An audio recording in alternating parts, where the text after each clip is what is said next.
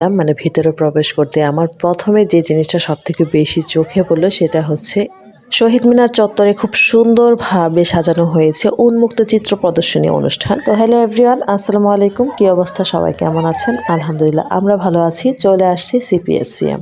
তো পাশে থাকুন, দেখতে পারবেন আজকে অনেক কিছু। তো আপনারা দেখতেই পাচ্ছেন যে খুব সুন্দরভাবে সবকিছু সাজানো হয়েছে। আর পুরো অনুষ্ঠানটা শুরু হয়েছে বিকাল 3টা থেকে। তো এই জন্য বাচ্চাদের মাঝে চরম উত্তেজনা কাজ করছে, ওরা ছোটাছুটি দৌড়াদৌড়ি শুরু করেছে। এইদিকে দেখেন ক্যান্টিনও বসানো হয়েছে 2টা। মূলত 4 দিন ব্যাপী অনুষ্ঠানে আজকে হচ্ছে শেষ পর্ব।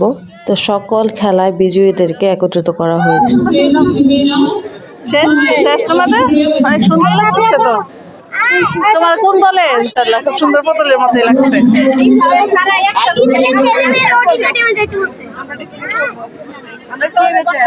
নাম কি তোমার? রাফা। কোন ক্লাসে পড়ো? কেজিতে। মাশাআল্লাহ, তোমাকে তো পুতুলের মতোই লাগছে। হ্যাঁ, সুন্দর লাগছে। তো এইদিকে দেখেন যারা ডিসপ্লেতে অংশগ্রহণ করেছিল তারাও একদম রেডি হয়ে গিয়েছে। তো আমি ওদের সাথে একটু কথাও বলছিলাম, ভালো লাগে ওদের সাথে কথা বলতেও। এত সুন্দর, এত কিউট কিউট লাগছিল ওদেরকে, কি বলবো। এই যে আমি পুতুলের সাথে আসছি।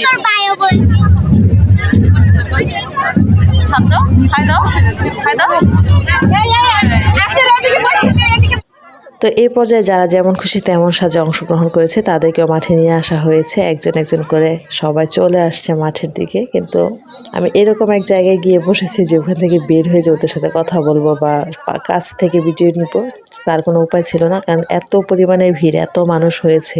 আর দ্বিতীয় তৃতীয় সারিতে বসার পর যে সামনের দিকে বের হবো তার কোনো উপায়ই নেই।